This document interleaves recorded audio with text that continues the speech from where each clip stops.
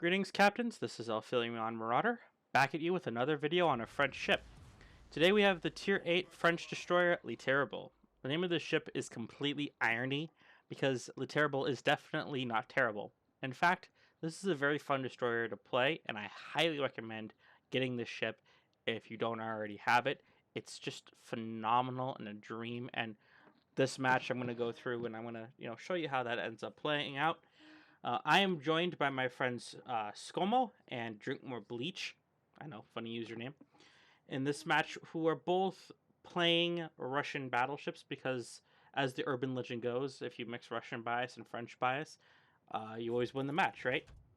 And this match was particularly was a pretty fun one, but it wasn't like a super match. It wasn't something like I totally went off on and like went absolutely crazy.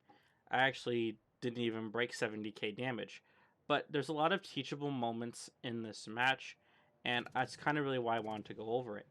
To start, there's the first teachable moment right here, where once we saw what the enemy destroyer was going to do, that instead of going in the middle there and fighting him, the better play was to take a flanking position and go to the 9-10 line. And this is kind of what I do to start. And as you can see, there's a Zeton over here, that Oland, and a Zara that seems to be running away. As a French destroyer, I am pretty allergic to secondaries in a Zeton, right? Because he can push me really he can counter push me, and I don't want to necessarily get in that fight. But what I can do is be a little more standoffish, and on top of that, spot for the rest of my team and just stay silent. French destroyers do not have a great concealment value, unlike ships like the Japanese destroyers, which have a phenomenal concealment value. But what I can do is I can make sure that I'm standing back a bit, and just because of my torp range, I'll just harass him with some torpedoes. And that's what I end up doing here, where I throw some out. And I thought that those were going to hit because he was pushing in. And I thought, hey, I'll put those out there and see what they do. And they actually are perfectly plotted the way that I launched them. The unfortunate bit, though, is that Zeton will end up turning out. Also, this match, the carrier isn't exactly too bright on the enemy team. And reason being is, he tries to strike the Oba while he was still alive in the Bordeaux and Vladivostok, and that just doesn't really work out because there's so much AA that squadron gets sent to hell, which, it happens if you push in an AA cover like that. As you can see, Zeton lucks the hell out. My torps run out. I try to throw some shots from the corner of the island just to get a little heat of something on him, and I do. I make contact. But what I'm really worried about is making sure that the Olin doesn't push around. And Borodino has radar, so I don't have to be too worried about always being on that 10 line to make sure Olin doesn't hard push there. And I can pretty much, shoot him and react if I need be. I spot some torps there, which if that was actually a little bit, if I turned a little bit later, I might have actually eaten those. So it's a good thing that I avoided that. The carrier still hitting us, but I'm able to put some more torps out. And those, I think to myself, for sure, those will probably hit the Zeton, right? Like, there's no way in hell that they wouldn't. But one of my div mates gets a banger of a shot in on Zeton. And boom, Skomo knocks him out in his Vladivostok. Olin gets spotted, and Olin decided it was a good idea to ram the border instead of like turning at quarter speed and flipping around, which is what you should be doing in a destroyer. Going full speed and then running into the wall like that is a terrible idea, and this Olin has done that. It halves your engine power, or even worse, I think it actually moves it almost to a quarter. You get like a really massive reduction with it that increments over time. And even with a speed boost and speed flag, even with swift and silence and all the build, like, it just still totally gimps your engine power. So, it's just a good idea that unless you're trying to dodge some shots as a destroyer, it's probably not a good idea to ride the wall. He actually does that for a little bit. And with French destroyers being very quick, I very quickly catch up to him. And that's just a very big misplay, especially when there's a radar battleship in the area and there's a light cruiser with the mains behind us, and it's just not a good idea to have been in that situation. And his best play is to literally just beeline up 10 and not do too many course corrections to maintain his speed and maximize putting distance between myself and him. And he does a little bit of zigzagging, and he doesn't accomplish that because Bleach here goes to radar. I speed boost because I see him pop up on my mini map, and I want to cover the distance. And now Oland is in just a crappy position. One of my div mates, I forget who it is, but I think it's Bleach. He gets some good shots on Oland right there to chunk him for half. I start giving him the business as well. The aircraft carriers keep coming back over here, and for whatever reason, their carriers hated our division this match. It gets a little annoying, to say the least. And real quick, though, I'm going to pause this, because I want to show you something in the mini-map here. So, around on the F line, 2 of our ships are dead on left flank. Battleship and a cruiser, Colorado and Shores respectively. Aoba on our team died on right flank. We only took down the Zeton, so we traded a Zeton for basically a Colorado, and we're down 2 cruisers. Well, the Oland is going to go down here to my gunplay. At this particular situation, your team's actually in a really bad spot, because now it's a 3v6. Got Yamada, Badyoni, Colorado, Harlem, Zeton, and Zara against Udachi, Gunaisenau, and Pensacola. It's really hard to come back from this kind of positioning. We end up coming back and winning this match, spoiler alert, but the problem we have right here is that if you don't reposition quick enough to deal with the push on your cap, this ends up turning into a loss. It's fixable. It's not a situation that I'd love to be in. I don't ask my team to be in it, but this is where we ended up. And it's important that when you're playing, you don't end up in these kinds of situations that you have your side and your flank getting entirely rolled over. Now, Oland here, for whatever reason, I genuinely don't know. Maybe it was this carrier aircraft. Maybe it was just proximity spotting, which I believe it was. But he just decided that it was a good idea to just come right back in when he could have just been bowed out and, you know, turned away from me. And I find my range after a couple shots and finally get him down. Now, unfortunately, I get myself danger close to a Florida. Owen threw a little more heat at me, and thanks to French speed, I just whiffed by those torps. And Nuremberg starts putting the heat on me, which, you know, that doesn't feel too well. But Nuremberg gets removed by Bleach, so Bleach and Skomo now both have a kill. I have a kill. You know, life's good. Kaga gets a very sad torp drop on me. Like, I didn't even actually have to turn. I could have just straight lined through those. But regardless, I get around the island. I know my torps I shot out of Florida probably won't hit anything. They are just screening torps that in case he turns back in, that will hit. As you can see now, over on the left flank, Zara is now just right at the border of our cap. Pensacola is calling for help on Zara.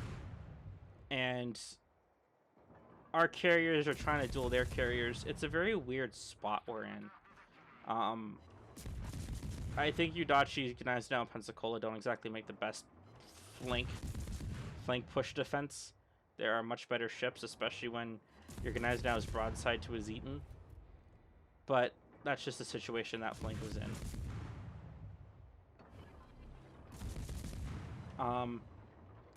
I end up getting the kill here on Florida because I'm blinking away with him, got a fire on him, and using a reload booster to just kind of put him out of the match because I'd love to just, you know, get rid of that battleship.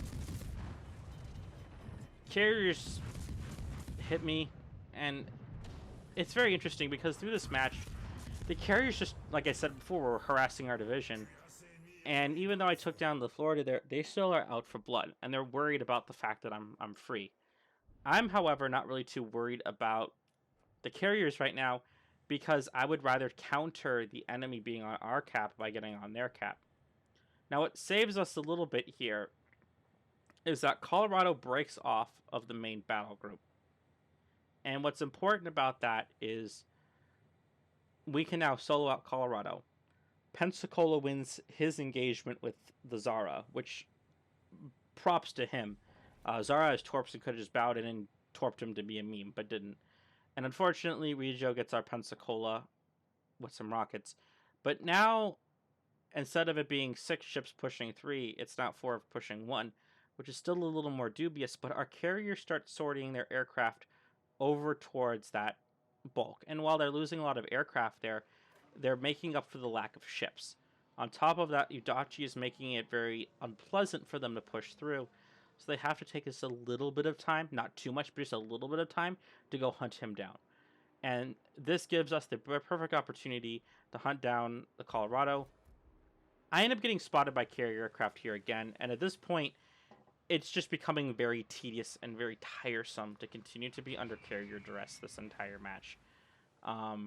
They knock out some torps there. They're on repaired cooldown, but I don't burn a DCP because if a Colorado decided to shoot me, he could damage the torps and destroy them. Or if he doesn't shoot me, I can get away with saving my DCP for other damage later in the match. So I like to kind of just hold it there. I get the repair off. Carrier misses me again. At this point, this becomes very frustrating because we now need to change the balance of air power in the match. And those carriers have to be close by somewhere.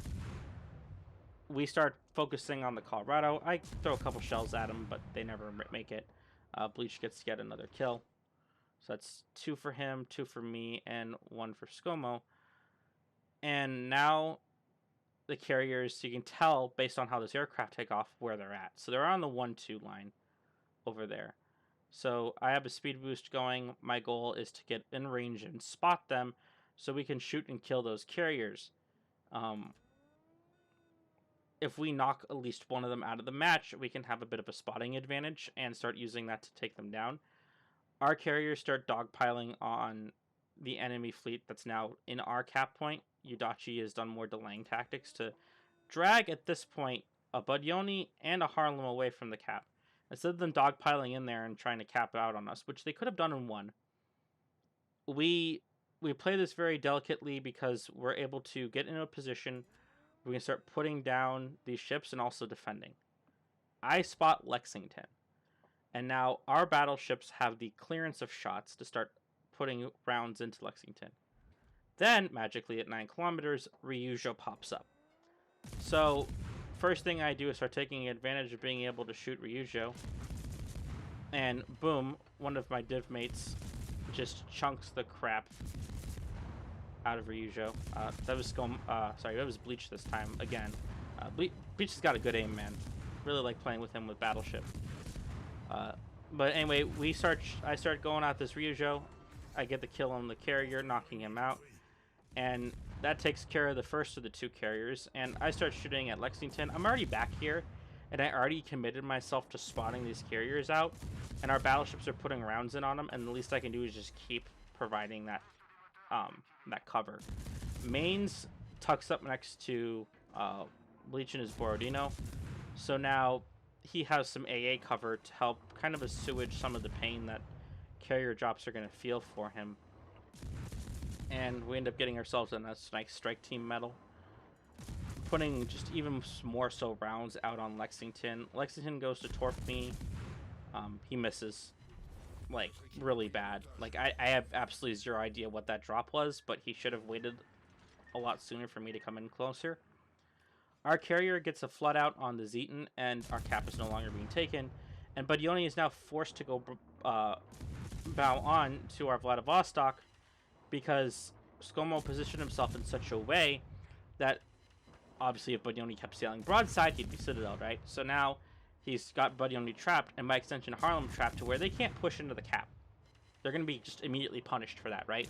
So now they are forced to get into a close engagement with a Russian battleship, which you don't want to do as a cruiser. The carrier drops me, knocks out my steering, and at this point, as soon as our reload booster comes back up, this Lexington's going to eat crap.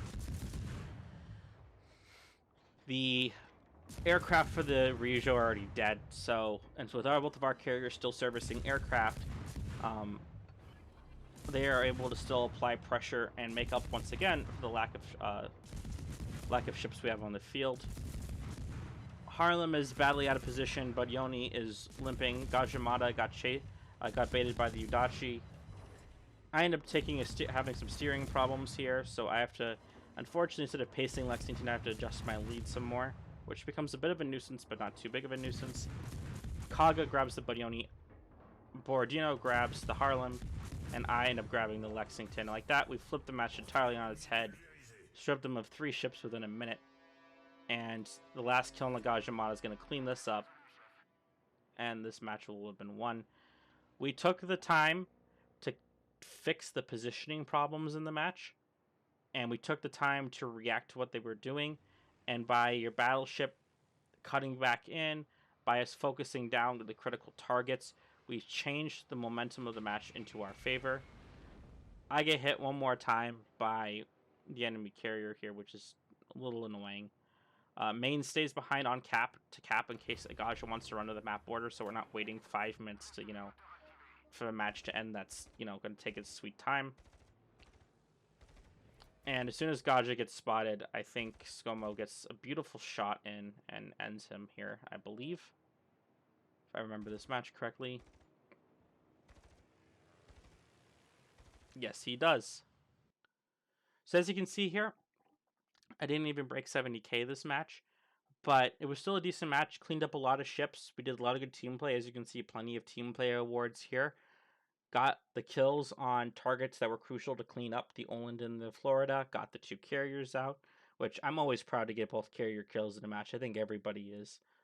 No disrespect to any of you carrier players out there, but man, like, it's satisfying hitting your XP pinata. I'm just saying. Overall, we topped out. We were in the top 4 of the scoreboard here. I wish it was just us in the top 3, but Udachi did earn it. I mean, that guy played really, really well in the south end of the map, keeping them held off and perfectly torping and being a nuisance and preventing them from pushing forward enough so that Skomo was able to reposition his Vladivostok down south and start chunking them and getting these guys out of the match and applying enough pressure so that our cap gets safe again. And that was really, really important. And for damage, most of my damage came from the Lexington and the Ryujo. But Florida cleaned him up, even though I didn't do the majority to him, and Oland, I cleaned up half of his HP pool. Still, it's important to get those kills and get those ships out of the match because these guys can still sail around and shoot and do damage, and it's better that they stop doing that as soon as possible so that you take as least damage as possible, and then you're able to get more damage done and be more productive in the match while taking less fire. So I have no problem just having a 9k kill on a target because I know he's gone. He's done. I don't have to deal with him anymore, and neither does the rest of my team. Overall, took 500,000 potential here, and most of my damage came from HE. I didn't really have a good opportunity to use AP. If I was close to any of those cruisers and had their broadsides, or if I was at 4 kilometers from that Ryujo, I definitely would have loaded up some armor-piercing shells, but I never really got the opportunity to do so, but that's fine. Alright, and for my captain build on Le Terrible, how I, build her out. I start with Jean-Jacques Henri, which is trained for Henry, which was the topic of my last video. I share this captain there because I do like using the Grease the Gear skill that's enhanced. It makes the turrets more fluid, and I like using the better Adrenaline Rush. For the order that I pick skills in for Le Terrible, I get my core 4, I like to call them, for destroyers, preventative maintenance, last stand, survivability expert, and concealment. They all do pretty obvious stuff for making your story good. I next go with main battery and AA expert. I like the extra firing range, and the AA buff is a nice extra perk that just so happens to get tacked on. That's appreciated for, telling carriers to go away that you don't like them. Adrenaline Rush, because obviously more damage you take, the faster your guns reload. This also helps the torps as well, and puffs the AA a little bit as well as you take damage. So overall, really like this. Pairs very nicely with your reload booster. I take Grease the Gears in, like I said before. I like having the enhanced skill, and this is a really, really nice skill to have on this ship. I think that the extra turret traverse just, it makes your gun so much more fluid, especially when you have the extra reload and the extra range. You get so much more comfortable artillery. The only skill I'm missing from this is Superintendent, which I plan to pick up. I like having the extra speed boost for that late game charge. And as you saw, I went through all of my charges of reload booster, and I would like to have another charge of that because there's matches where I've gone through all of it in the beginning of the match where I had opportunities where I just there was right then and there I needed to use it. So I did. I believe that the skill would just really enhance it. If you didn't feel comfortable taking Superintendent on this, you could take IFHE, but I would not recommend it. You could take Fill the Tubes for extra torpedo time. Wouldn't recommend it. You could take Main Battery and AA Specialist, which is not a bad one if you want to just decrease your base reload so that you have an even faster reload when you get down there. You could also take extra heavy ammunition if you really like flanking cruisers, or if you like using your AP against really large enemy destroyers like Z52 if you see it in a tier 10 match, or any other just big bulky DD. This does help you out a lot with that if you're AP confusing it. But I really wouldn't take it on Terrible so much because I just think there's other things to take. You could take Demolition Expert, you could take Consumable Enhancement, you could take Consumable Specialist, you could take Liquidator if you wanted to get extra flooding chance.